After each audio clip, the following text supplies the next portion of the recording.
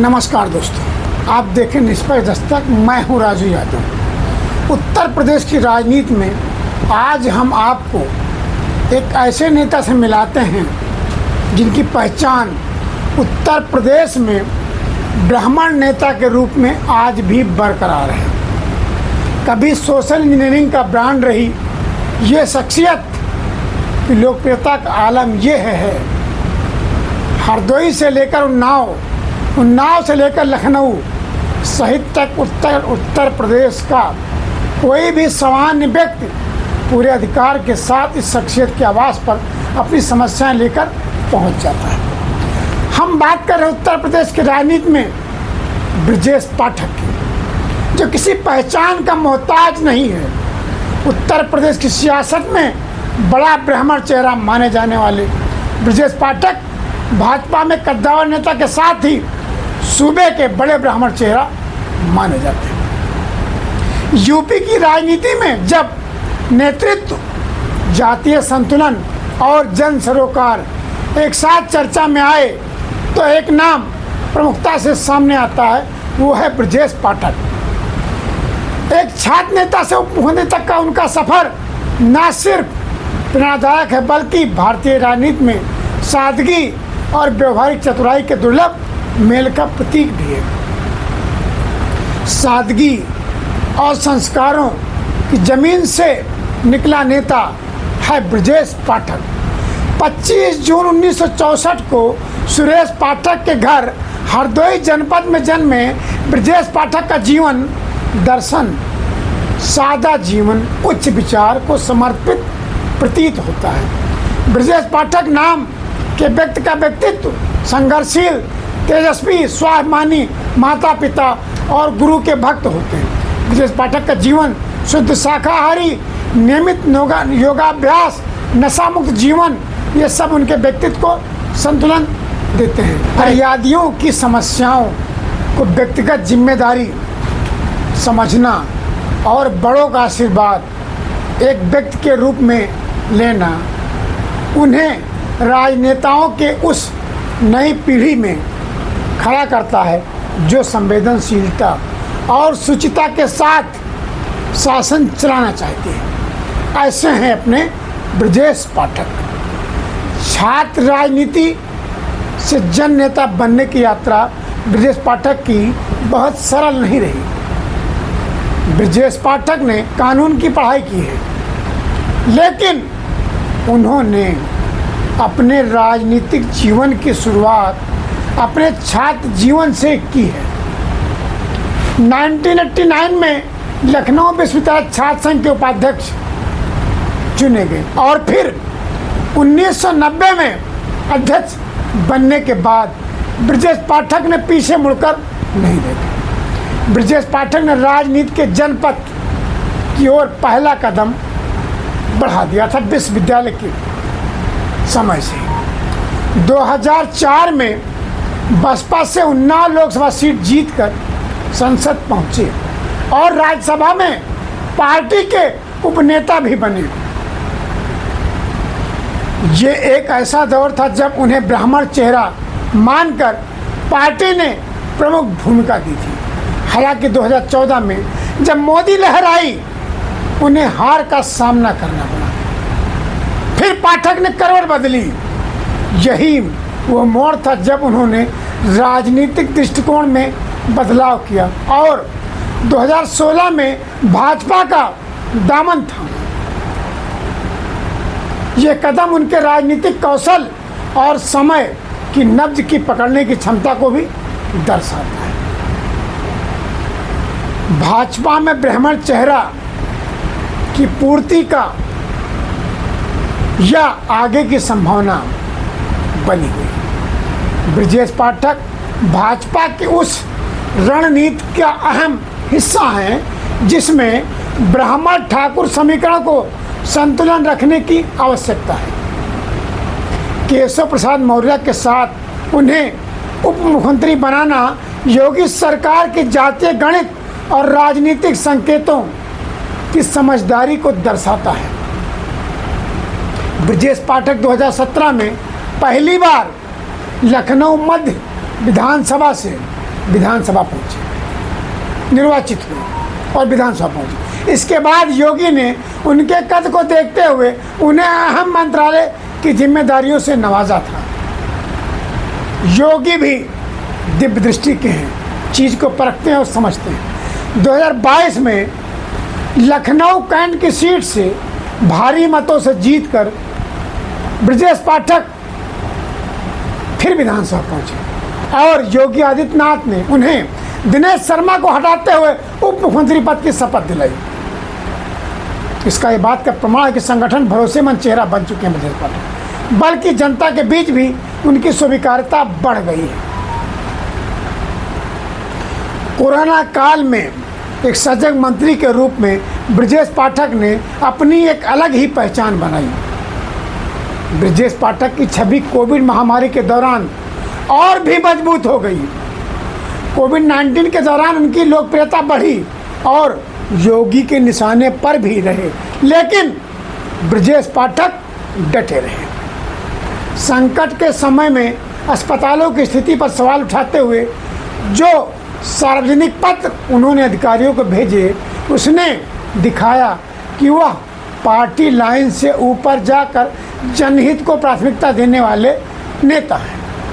यही कारण रहा कि योगी सरकार के दूसरे कार्यकाल में उन्हें उप मुख्यमंत्री बनाने के साथ चिकित्सा स्वास्थ्य, चिकित्सा शिक्षा जैसे संवेदनशील विभाग की जिम्मेदारी दी गई। राजनीति में मौलिकता की मिसाल बने हुए हैं ब्रजेश पाठक। ब्रजेश पाठक 3 अलग अलग दलों कांग्रेस से शुरुआत की, बसपा में शिखर पर पहुंचे और भाजपा में शिखर पर डटे हुए हैं।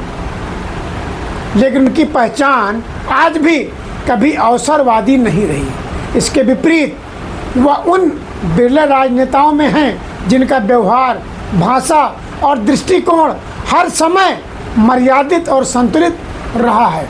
ये अलग बात है। वर्ष 2025 में डीएनए को लेकर वह सपा सुप्रीमो के निशाने पर रहे। वह नारेबाजी के बजाय जमीनी संवाद और जनप्रतिनिधित्व को महत्व देते हैं। उनकी सबसे बड़ी शक्ति यह है कि वह राजनीति को सत्ता की सीढ़ी नहीं बल्कि सेवा का माध्यम मानते हैं। यही गुण उन्हें आम नेताओं से अलग खड़ा करता है।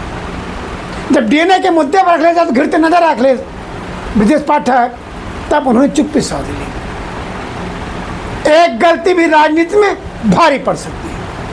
इसीलिए कहा जाता है ब्रजेश पाठक राजनीति के मौसम वैज्ञानिक या जन सरोकार का चेहरा है। उत्तर प्रदेश की राजनीति में जब बात ब्राह्मण नेतृत्व की होती है तो एक नाम निर्विवाद रूप से उभर कर सामने स्पष्ट अक्षरों में आता है। वो नाम है ब्रजेश पाठक का। राजनीति में मौसम के बदलते रुख को भांपने की उनकी क्षमता और जनता से उनका गहरा संवाद उन्हें विशिष्ट बनाता है। यही कारण है अमित शाह हो, राजनाथ हो या फिर मोदी, सब उन पर नज़र बनाए रखते हैं।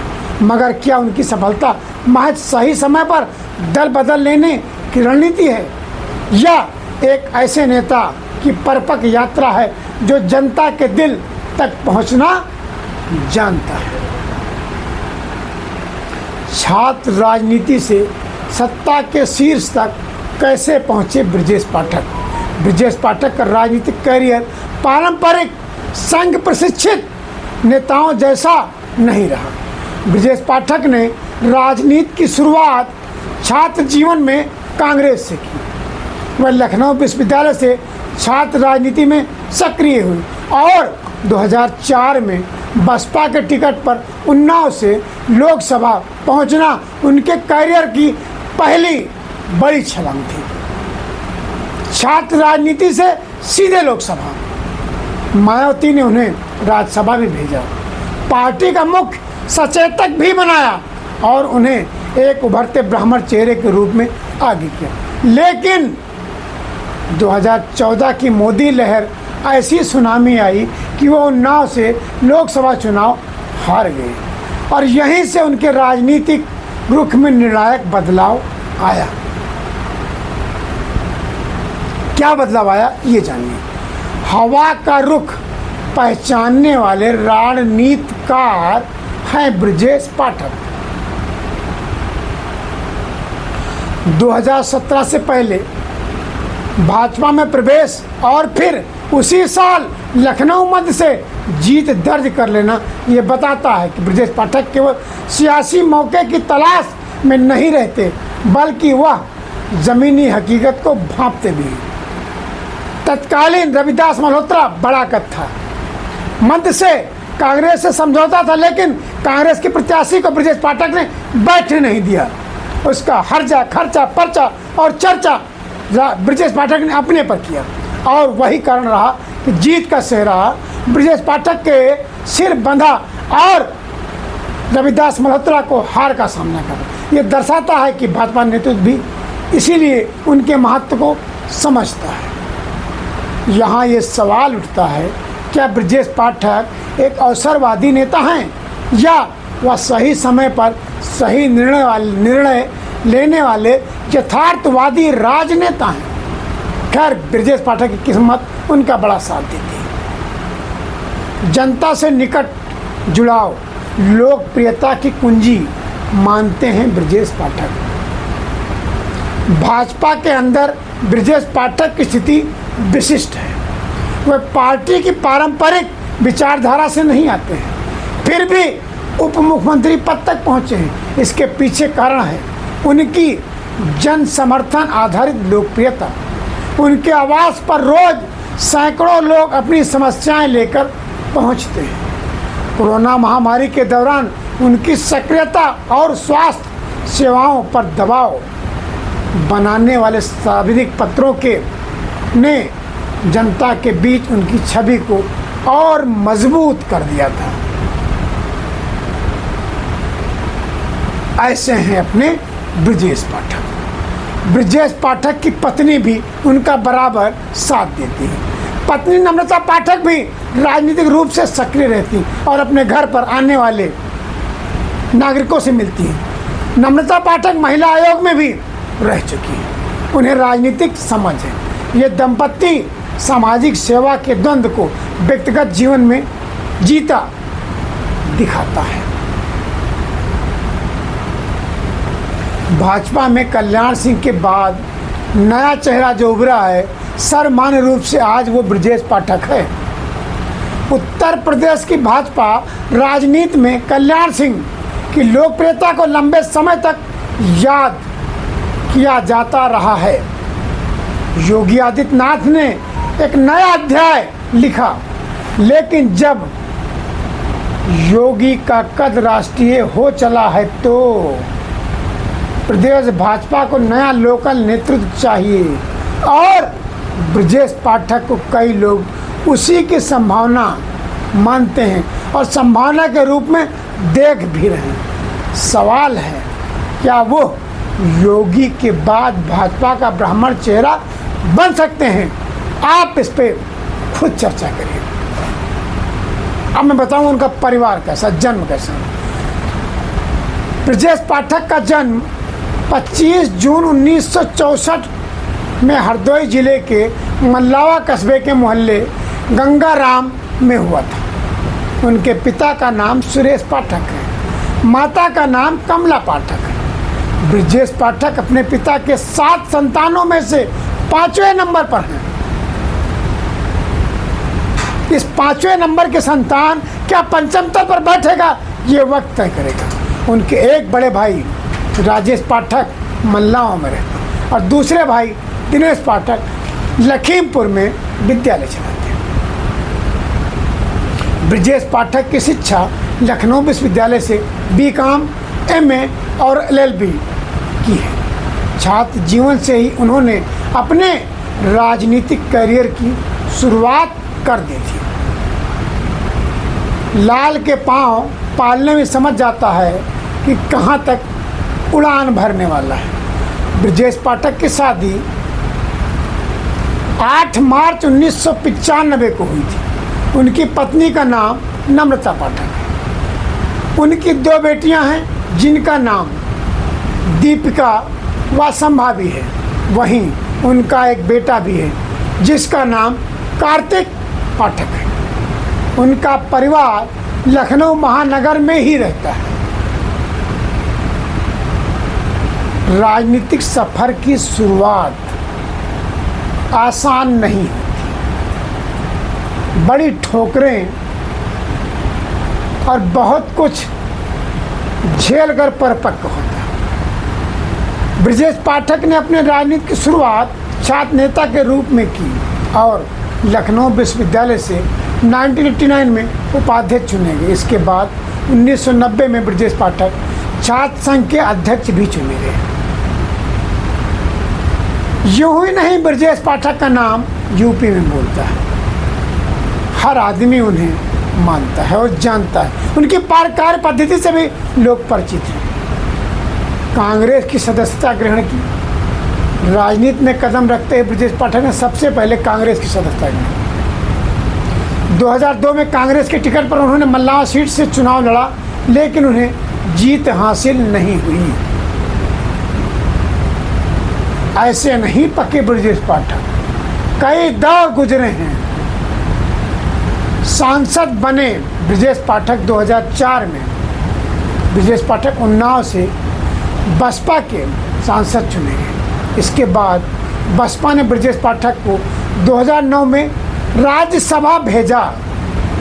फिर भी ब्रजेश पाठक बसपा में टिके नहीं। मायावती ने इनकी पत्नी को महिला आयोग में उपाध्यक्ष भी बनाया था। ब्रजेश पाठक यूपी में ब्राह्मणों के बड़े नेता माने जाते हैं। ऐसा नहीं बसपा ने इन्हें कुछ नहीं दिया, बहुत दिया।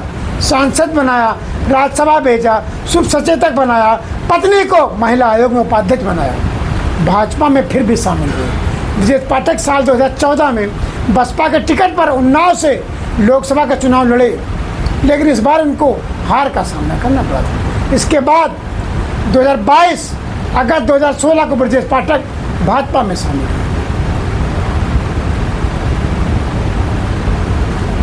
यूपी विधानसभा चुनाव 2017 में मिली जीत।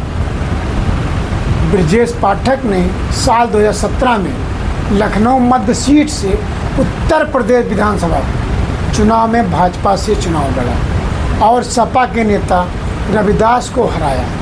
इसके बाद योगी आदित्यनाथ सरकार ने उन्हें अपनी कैबिनेट में जगह दी। 17 में योगी कैबिनेट ब्रजेश पाठक को विधि और न्याय मंत्री पद से नवाजा और उनके लोकप्रियता को योगी समझते हुए महत्वपूर्ण पद दिए। 2022 में फिर ब्रजेश पाठक साल 2022 में हुए यूपी विधानसभा चुनाव में पाठक को लखनऊ कैंट सीट से विधायक चुना गया। कई क्षेत्रों में रमे, लिमटे और कार्य करते रहे। योगी सरकार में बने उप मुख्यमंत्री। 25 मार्च 2022 को उत्तर प्रदेश में एक बार फिर योगी आदित्यनाथ सरकार का गठन हुआ। योगी आदित्यनाथ सरकार में इस बार ब्रजेश पाठक को उप मुख्यमंत्री पद से नवाजा गया। इसके पीछे का राज अलग है जो मैं यहाँ आपको डिस्क्लोज नहीं करूँगा। उसके लिए आपको देखना पड़ेगा लगातार निष्पक्ष दस्तक। ब्रजेश पाठक को मिले मंत्रालय। प्रदेश सरकार में उप मुख्यमंत्री ब्रजेश पाठक को 4 अहम मंत्रालयों की जिम्मेदारी सौंपी गई। ब्रजेश पाठक प्रदेश के नए स्वास्थ्य मंत्री बनाए गए। इसके साथ ही उनको चिकित्सा शिक्षा मंत्रालय, परिवार कल्याण मंत्रालय और मातृ एवं शिशु कल्याण मंत्रालय सौंपा गया। जिस पर वो चिट्ठी लिखते थे अब उसकी जिम्मेदारी उनको मिल गई। अब लेकिन छापा खूब मारते हैं। होता क्या है सब जानते हैं। सब जाते अस्पताल, क्या स्थिति आप सब जानते हैं। अवसरवाद बनाम प्रासंगिकता। ब्रजेश पाठक का राजनीतिक सफर एक गूढ़ द्वंद्व प्रस्तुत करता है। क्या वह समय की हवा को पहचान कर निर्णय लेने वाले रणनीतिक नेता हैं या जनता के बीच अपनी मेहनत से जगह बनाने वाले जननेता? ये आपका काम है, आप सोचिए, इस पर उत्तर देना आप जानेंगे। शायद सच्चाई दोनों के बीच छिपी है। उत्तर प्रदेश की राजनीति में जब जातिगत समीकरण, जमीनी पकड़ और प्रशासनिक अनुभव तीनों का मेल जरूरी हो तो ब्रजेश पाठक जैसी शख्सियत भविष्य की राजनीति में केंद्रीय भूमिका निभा सकती है। बड़ी पैठ बना ली। आरएसएस से निकले लोग 10-10, 12-12 बार विधायक चुने गए, लेकिन उप मंत्री पद तक नहीं पहुंचे। कुछ तो खासियत है इस पाठक में।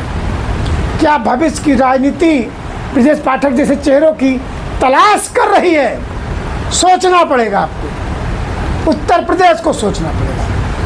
उत्तर प्रदेश जैसे विशाल विविधता भरे राज्य में राजनीति केवल नारे और जनसभाओं से नहीं चलती। यहाँ नेतृत्व में स्थिरता, संवेदनशीलता और राजनीतिक कौशल की जरूरत होती है। ब्रजेश पाठक इनमें से प्रत्येक कसौटी पर खरे उतरते नजर आते हैं, तभी भाजपा इनके साथ रहती है।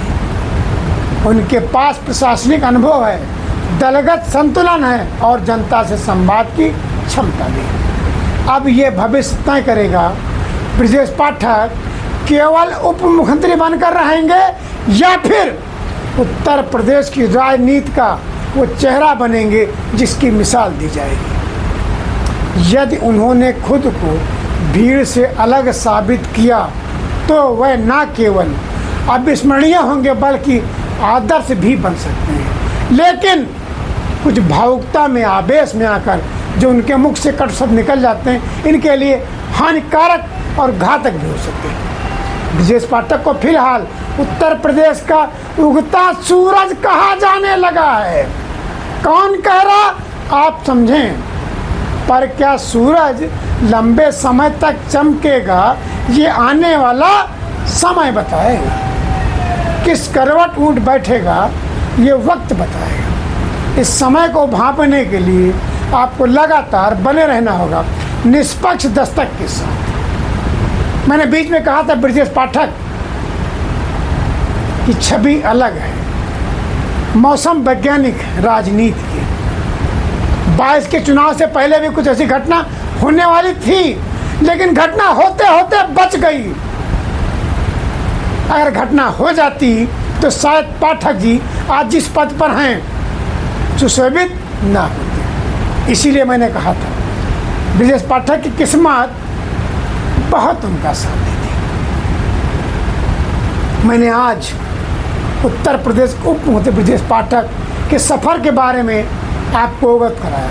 अगले एपिसोड में मैं फिर किसी एक बड़े नेता के साथ आपके सामने प्रस्तुत होऊंगा, उसकी जीवन गाथा लेकर आपको ज़रूर बताऊंगा। हाँ, बीच में कुछ अलग बातें भी होती रही पाठक के बारे में, उसको जानने के लिए आपको जुड़े रहना पड़ेगा निष्पक्ष दस्तक के साथ, ताकि आप कुछ और बातें उनसे संबंधित जान सकें। अगर आपको मेरी बातें और पाठक जी की जीवनी पर ये मेरा लेख, मेरी बात समझ में आई हो तो कमेंट्स कर जरूर बताइएगा, या जहाँ कहीं कुछ कमी हो सुधार करने का मौका ज़रूर दीजिएगा। तब तक के लिए आप देखते रहिए निष्पक्ष दस्तक। सभी साथियों को धन्यवाद।